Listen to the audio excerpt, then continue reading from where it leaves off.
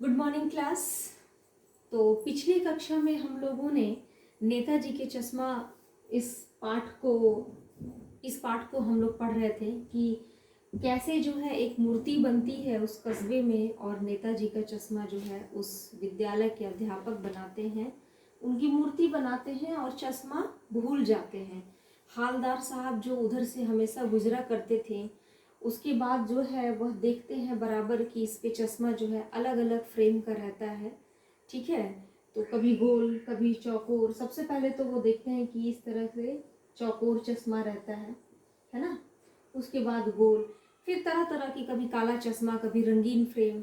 तो जब वो पान वाले से रुक करके पूछते हैं तब वो जो है मुंह में वह पान वाला जो उसकी एक विशेषता है कि वो हमेशा पान खाता रहता है। वह स्वयं पान, उस पान का उसका एक दुकान है और वह स्वयं अपने आप में पान की दुकान है ना, क्योंकि वह हमेशा पान खाता रहता है। वह पान को थूक करके उसकी पीक को और तब बताता है कि ये जो चश्मा है ये अध्यापक जी भूल गए हैं, लेकिन गांव में जो है एक कैप्टन है।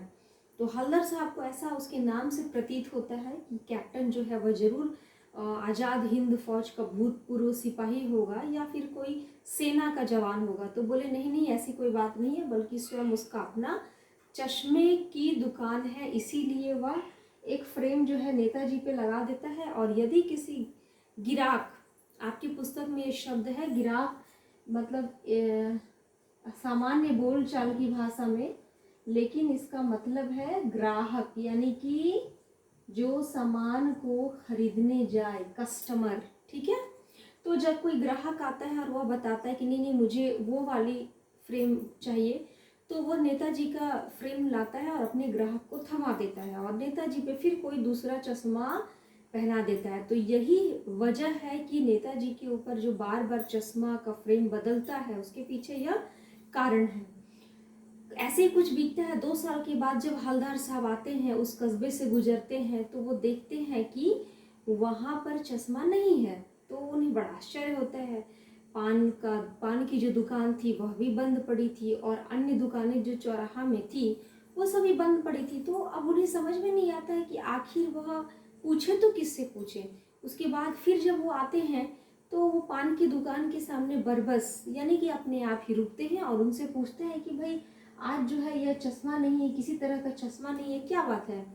तो पान वाला जो है, जो कि सामान्य तौर पर काफ़ी मजाकिया था, हंसी मजाक करता था, वह कहता है कि बुझे मन से वह और दबे स्वर में यानी कि धीमी आवाज में कहता है कि कैप्टन नहीं रहा, अर्थात कैप्टन की मृत्यु हो गई है। और अब जो है हालदार साहब को यह जान करके उन्हें बड़ी निराशा अनुभव होती है कि अब तो कैप्टन रहा नहीं इस गांव में, यानी कि देशभक्ति की एक जो टिमटिमाता हुआ दिया जल रहा था उसकी लौ बुझ गई है। अब जो है कोई भी इस गांव में, इस बस्ती में, इस कस्बे में जो है कोई भी देशभक्ति के नाम पर कुछ नहीं करेगा, क्योंकि जो शहीद हो जाते हैं, जो सेना के जवान होते हैं, जो अपना पूरा जीवन सर्वस्व देश के लिए लुटाते हैं, यह ऐसा कस्बा है और यह ऐसे लोग हैं। यहाँ पे सिर्फ इन लोगों की बात नहीं की गई है, इसके माध्यम से तमाम लोगों के बारे में बातें की गई हैं कि ये हमारा जो देश है वो ऐसे लोगों से भरा पड़ा है जो कि ऐसे लोगों यानी कि शहीदों की शहादत पर भी हंसता है। तो ऐसे जो लोग हैं उनमें देशभक्ति का नामो निशान नहीं है, वह कैसे होगा। यह सब जान करके, सोच करके उन्हें बड़ी निराशा होती है और वो चले जाते हैं। अगली बार जब वो उधर से गुजरते हैं तो वो अपने ड्राइवर को, अपने चालक को कहते हैं कि यहाँ गाड़ी बिल्कुल भी मत रोकना, बहुत काम है, हम लोग आगे पान खाएंगे। किंतु और वह अपने आप में वह मन में तय कर लेते हैं कि यहाँ जो है गाड़ी जब इधर से गुजरेगी तो मूर्ति के आगे बिल्कुल भी देखना नहीं है ना। इससे उनके मन को पीड़ा पहुंचती है।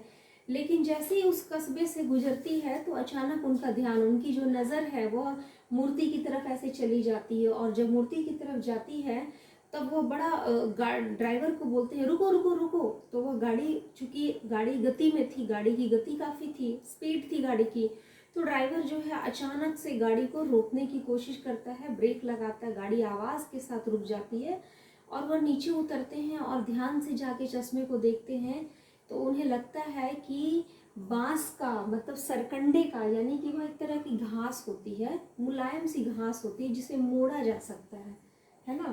तो किसी ने एक पौधा होता है सरकंडा इसे बोलते हैं, एक तरह का यह घास होता है, सरपत है ना।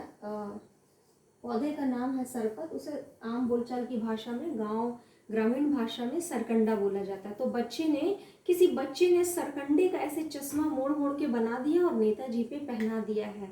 यह सब देख के वे बड़े भावुक हो जाते हैं, हालदार साहब भावुक, और उनकी आंखों से पानी निकलने लगता है, जल निकलता है, क्योंकि उनको लगता है, उनको यह भावना जो है द्रवित कर देती है भीतर ही भीतर कि हमारे देश में अभी भी देशभक्ति जीवित है और वह कहीं और नहीं, छोटे बच्चे हैं, यानी कि हमारी आने वाली जो पीढ़ी है उसमें इस बात का संचार हो रहा है कि हमें ऐसे लोग, सुभाष चंद्र बोस जैसे लोग जो हैं, जो देश के काम आए, देश के लिए अपनी जान दे दिए, उनका सम्मान बनाए रखना है। आप लोग अगर कोई किसी तरह का प्रश्न है तो मुझे टेक्स्ट करके पूछ ले। और थैंक यू क्लास।